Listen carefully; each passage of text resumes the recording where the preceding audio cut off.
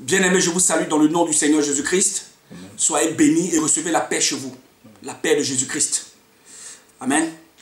Aujourd'hui, nous allons parler d'un thème, les vrais adorateurs dans le Seigneur. Donc, aujourd'hui, la question est de savoir si on peut adorer Dieu comme on adorait, comme Abraham adorait Dieu, comme Jacob, Isaac adorait Dieu, comme Moïse adorait Dieu, comme David adorait Dieu. C'est cette question-là que nous allons résoudre aujourd'hui. Par la grâce de Dieu, nous allons apporter notre pierre à l'édification des saints et selon ce que nous avons, selon ce que nous avons reçu de Dieu, selon le don que Dieu nous a donné pour l'édification et le perfectionnement de son Église, qui est la maison de Dieu sur la terre. Donc voilà le thème. Est-ce qu'on peut adorer Dieu comme Moïse adorait Dieu? Est-ce qu'on peut adorer Dieu comme Abraham adorait Dieu? Est-ce qu'on peut adorer Dieu comme Jacob et Isaac adoraient Dieu? Voilà la question que je dépose sur la table aujourd'hui, afin que nous regardions, nous nous introspectons,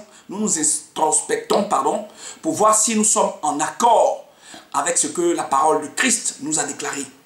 Cette parole vivante qui est, n'est-ce pas, abondamment répandue dans notre cœur.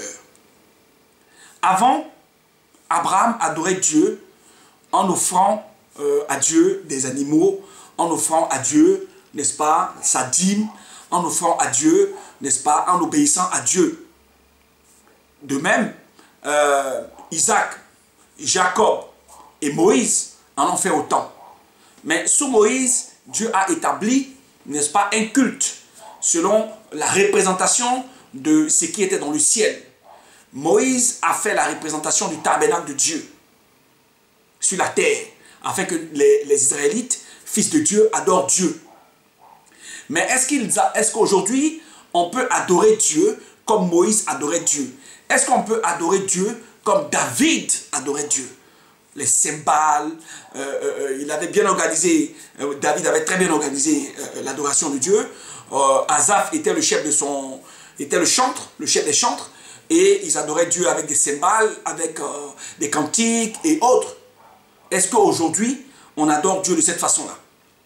Moïse est arrivé, il a établi le tabernacle, et dans le tabernacle, il y avait des sacrificateurs, et Aaron était le souverain sacrificateur. C'est lui qui faisait l'expiation des péchés une fois par an. Et est-ce qu'aujourd'hui, devons-nous revenir dans la maison de Dieu chaque année pour expier nos péchés? Voilà ce que nous disons. Dans la tente d'assignation, il y avait la représentation du pain qui représentait le corps de Christ. Il y avait l'eau devant la tente d'assignation. On devait laver ses pieds et ses mains, puisque l'huile d'onction avait sanctifié ceux qui étaient au service de Dieu. J'entends les fils de Aaron, voilà, qui étaient sacrificateurs devant l'Éternel. Et le pain de proposition qui représentait la manne qui était tombée dans le désert était là. Nous avions également le bâton de Aaron qui avait poussé, qui représentait la parole et l'autorité de Dieu. Nous avions toutes ces représentations. Nous avions également dans le tabernacle un autel de parfums et un autel, n'est-ce pas, pour les holocaustes. C'est sur cet autel-là qu'on offrait les boucs et les taureaux. 2 boucs, c'est-à-dire on présentait 2 boucs et un bélier pour le peuple, pour l'expiation du péché du peuple. Et Aaron, le souverain sacrificateur, présentait un taureau et un bélier pour lui-même, pour ses péchés, en tant qu'homme mortel. Est-ce qu'aujourd'hui, nous avons un sacrificateur que nous remplaçons chaque jour, ou que nous remplaçons chaque fois qu'il meurt? Ici, sachez que dans le livre d'Hébreux 9, que Christ est venu comme un souverain sacrificateur, mais il est dans la maison de Dieu comme, n'est-ce pas, comme un serviteur, comme un souverain sacrificateur, mais à perpétuité, selon l'ordre de Melchisédek. Parce que Melchisédek était une représentation du Christ. Il était sans père, sans mère, sans généalogie. Il n'avait ni commencement de vie, ni fin de vie. C'est ce que nous retrouvons dans le livre de Hébreux 7, à partir du verset 1. Donc aujourd'hui, est-ce qu'on peut adorer Dieu comme David adorait Dieu? Aujourd'hui, est-ce qu'on peut adorer Dieu comme Moïse adorait Dieu? Aujourd'hui, est-ce qu'on peut adorer Dieu comme Isaac, comme Jacob, comme Abraham adorait Dieu? Voilà la vraie question. Étant donné que le prophète, le Christ de Dieu, le Saint de Dieu est arrivé et nous a donné, n'est-ce pas, d'adorer Dieu en esprit et en vérité. Donc, notre prédication de la foi va reposer sur le livre de Jean au chapitre 4, verset 23. Les vrais adorateurs adoreront Dieu en esprit et en vérité. Ce sont là les vrais adorateurs que le Dieu, n'est-ce pas, souhaite avoir dans sa maison. Donc, nous savons qu'au temps de Moïse, pour adorer Dieu, pour venir devant la présence de Dieu, on ne pouvait pas venir devant la présence de Dieu sans l'objet de sacrification. C'est-à-dire sans l'objet, sans la victime expiatoire, donc un animal. Or, vous savez que les animaux dans le livre de Genèse ont été tirés de la terre. Ils sont poussière. Et donc, tout ce qui vient de la terre est souillure. Donc, aujourd'hui, le Seigneur dit, le Christ dit qu'il faut l'adorer en esprit et en vérité. Et que ce qu'il réclame aujourd'hui, donc comme il le dit dans le livre de Osée 14, à partir du verset 2, que de l'adorer avec la louange de nos lèvres. Donc, les sacrifices d'action de grâce, c'est par la louange de nos lèvres, par la parole de vérité et par l'esprit qui nous a donné de le faire.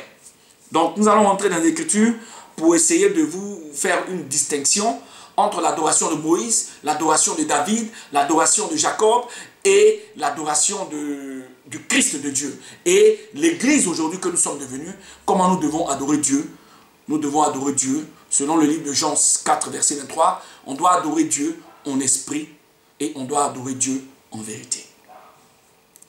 Comment adore-t-on Dieu en esprit et comment adore-t-on Dieu en vérité?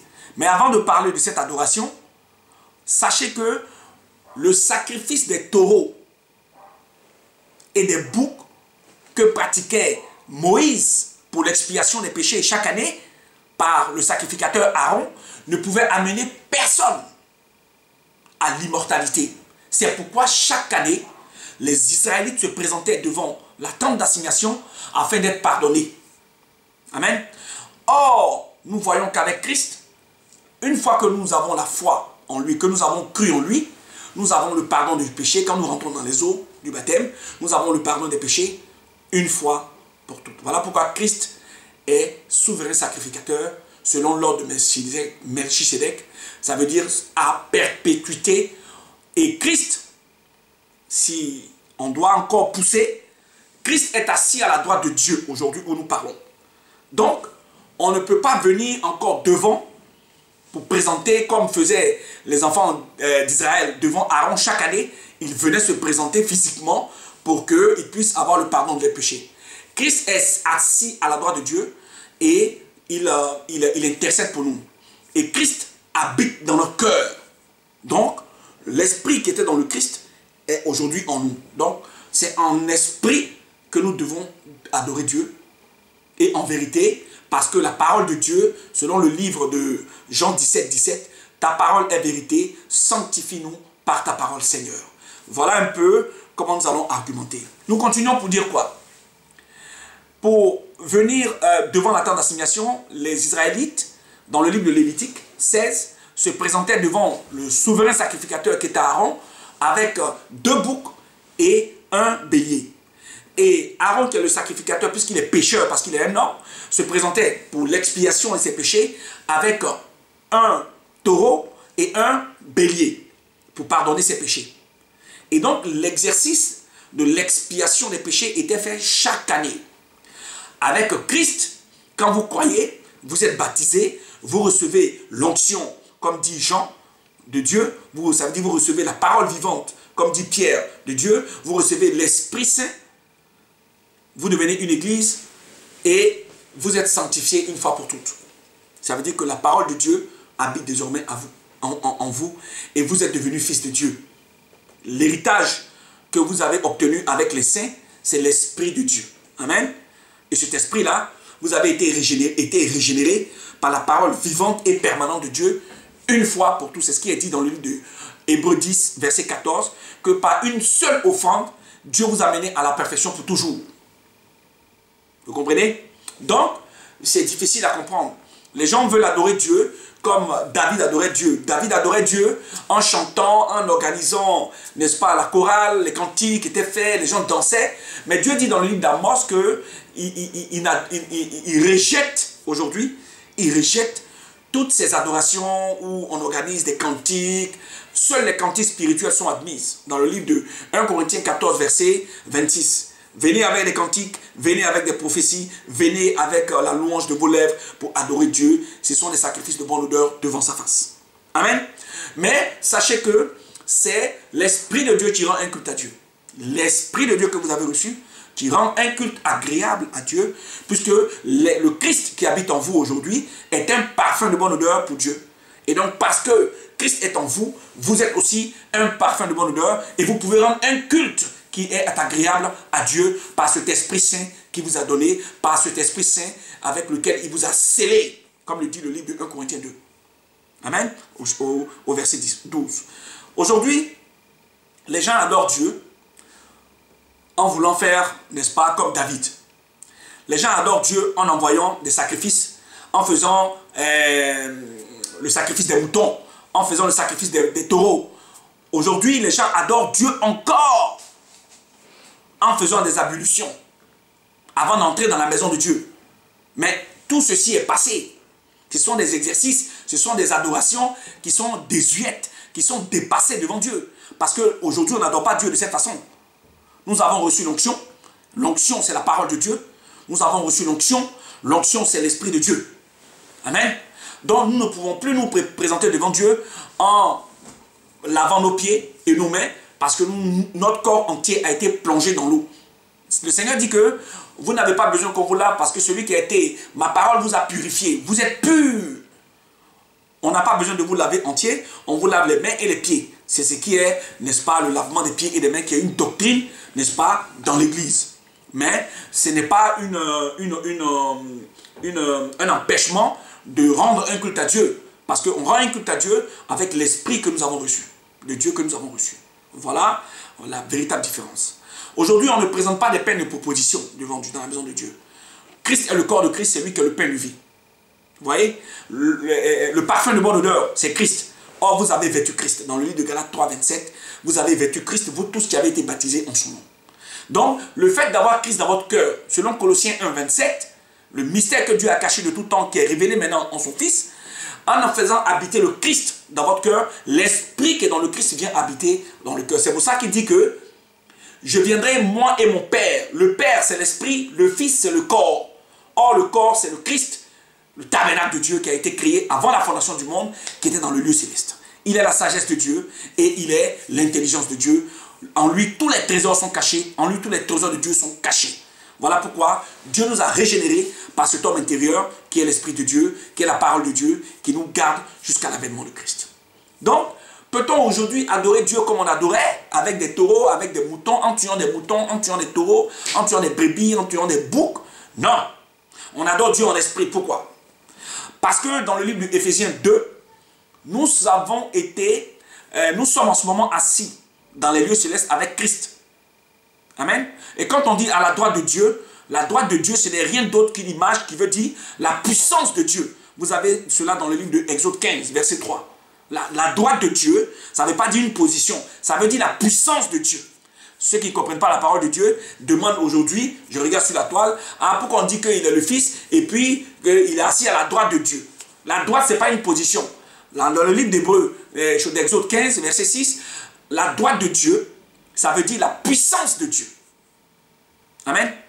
Donc, regardez bien les choses par révélation et non pas par doctrine et non pas par l'esprit de l'homme. Puisque dans le livre de 1 Corinthiens 2, verset 6, verset 6 à 14, la Bible déclare que la parole de Dieu dit ceci, que ne peuvent comprendre la parole de Dieu que ceux qui ont reçu l'esprit de Dieu, mais l'homme par son esprit lui-même ne peut pas comprendre les choses de Dieu, car la parole de Dieu est un mystère qu'il faut révéler. Amen. Donc, on ne révèle les mystères de Dieu que par l'Esprit de Dieu que nous avons reçu. Donc, en étant aujourd'hui dans les lieux célestes pour parler comme David, dans le psaume de David, psaume 148, au verset 1, il dit « Adorez-le, adorez Dieu, adorez l'Éternel dans les cieux, adorez l'Éternel dans les hauts lieux, dans les lieux très élevés. » Ça veut dire quoi? On ne va pas prendre une échelle pour monter dans les cieux. À l'heure où nous parlons, notre esprit, notre âme est dans les cieux. C'est ce que ça veut dire. Nous prions en esprit. En vérité, parce que nous annonçons la parole de Dieu. Ta parole est vérité, Seigneur. Donc la parole de Dieu, c'est elle qui nous habite, comme dit Pierre dans le livre de 1 Pierre 1, à partir du verset 23 à 25. Il dit que vous avez été régénérés par la parole vivante et permanente de Dieu. Donc c'est cette parole-là, c'est cette parole de Dieu qui est Christ qui nous a régénérés. Amen. Donc cette parole-là, elle grandit comme Ézéchiel l'a vu dans le livre d'Ézéchiel 47. C'est cette eau qui pousse, qui monte. Jésus-Christ dit que je vous donnerai une eau. Dans le livre de Jean 4, je vous donnerai une eau. Et si vous buvez de cette eau-là, vous n'aurez plus jamais soif. Elle sera comme un fleuve d'eau vive en vous, d'où jaillira l'éternité. Donc cette eau-là, c'est la parole de Dieu. Cette eau vive, c'est la parole vivante de Dieu qui nous habite aujourd'hui. Amen. Donc vous adorez Dieu dans la vérité parce que vous avez reçu l'esprit de vérité. Vous adorez Dieu en esprit parce que vous êtes aujourd'hui assis dans les lieux célestes avec Christ. Amen. Vous adorez Dieu en esprit parce que c'est l'Esprit Saint que Dieu vous a donné qui adore Dieu. Comme le dit le livre de Romains 6, verset 11, et comme le dit également le livre de Romains 12. Nous adorons Dieu en esprit avec l'esprit que Dieu nous a donné. Voilà. Nous rendons un culte agréable à Dieu. C'est pourquoi l'erreur que l'Église commet aujourd'hui, si telle que c'est une église ou les maisons d'adoration, c'est que Dieu nous a oints pour amener ses brebis à l'adorer lui et lui seul. L'église fait quoi aujourd'hui? L'église, pour ceux qui sont en train de dévier la parole de Dieu, amène les serviteurs ou les sacrificateurs, parce que nous sommes tous devenus aujourd'hui sacrificateurs, parce que le sang de l'agneau est sur nous et l'Esprit de Dieu nous a régénérés, nous a délivrés de la puissance de la mort, de la puissance de Satan, pour nous amener à la lumière de Dieu. Donc, nous sommes sacrificateurs devant l'Éternel, nous tous. Et aujourd'hui, comment on adore Dieu? On adore Dieu en vérité parce que la parole que Dieu nous a donnée, c'est celle-là même qui nous communique la vérité de Dieu. Et l'esprit que Dieu nous a donné sont même les profondeurs de Dieu. Donc, on doit amener les hommes ou les brebis du Seigneur à adorer le Seigneur, lui et lui seul. Et ce qui est l'erreur de l'Église, c'est que l'Église ou les serviteurs, entre guillemets, veulent que les brebis du Seigneur, qui nous a confié dans le livre de 1 Pierre 5, à partir du verset 1 à 5, l'adorent. C'est-à-dire que les serviteurs, les brebis du Seigneur, adorent le serviteur de Dieu. Au lieu d'adorer Dieu lui-même, qu'il a oint pour cet exercice-là. C'est-à-dire amener toutes ces brebis, paître ces brebis, afin que les brebis rendent un sacrifice de louange à Dieu. Ils dévoient le culte de Dieu à leur profit, de sorte que ce soit eux qui prennent, n'est-ce pas, la gloire. Parce qu'ils aiment comme dit le Christ, la gloire des hommes, et ils sont assis dans la chair de Moïse. Or, vous savez bien que dans le livre de Romains, ce n'est pas par la chair, ce n'est pas par la loi de Moïse, ou par les sacrifices que Moïse faisait, l'adoration de Moïse, qu'on obtient l'Esprit du Seigneur. Ce n'est pas par l'adoration de Moïse, l'adoration de Jacob, l'adoration de David, qu'on adore Dieu aujourd'hui. On adore Dieu en vérité par l'Esprit que nous avons reçu de Dieu, l'Esprit Saint. On adore Dieu en vérité par la parole vivante et permanente qui habite notre corps, notre vie, notre âme. On adore Dieu en vérité, mais nous conduisons les brebis du Seigneur. Puisque dans le livre de 1 Pierre 5, il dit ceci. Paissez les brebis du Seigneur qui sont sous votre garde. Paissez-les, non pas avec contrainte, mais avec volonté. Je suis dans le livre de 1 Pierre 5 à partir du verset 1. Donc, les brebis du Seigneur n'appartiennent pas, ne doivent pas adorer le berger. Parce que le bon berger, c'est le Christ. Ils doivent adorer Christ. Sur la terre, quand Christ était né, les bergers ont adoré Christ. Comment on appelle ça? Christ a été adoré, voilà, par l'aveugle-né. Et Thomas a adoré Dieu aussi. Et les apôtres ont adoré Dieu, ont adoré le Christ de Dieu, le Saint de Dieu. Amen. Donc, je voudrais que tous les serviteurs de Dieu s'enlèvent cette gloire-là, de prendre la gloire de Christ, la gloire du vrai Dieu, du véritable Dieu, et de se l'approprier en orientant l'adoration des brebis du Seigneur, en orientant cette adoration vers eux. Voilà le problème que l'Église a aujourd'hui avec le Seigneur. Toute personne, tout le monde doit amener, tous ceux qui sont oints par le Seigneur serviteur, doivent amener les serviteurs, les seigneurs, les sacrificateurs aujourd'hui, comme on les appelle, les brebis du Seigneur, à adorer Dieu et Dieu seul. Voilà ce qui est le culte agréable à Dieu, afin que nous soyons de véritables serviteurs et nous ne prenons pas la gloire de Dieu, nous nous écartons parce que nous savons que nous ne pouvons rien et que nous pouvons tout par celui qui nous a fermés. Celui qui nous a fermés, c'est le Christ Dieu. Rendons-lui toute la gloire. Amen, amen et amen.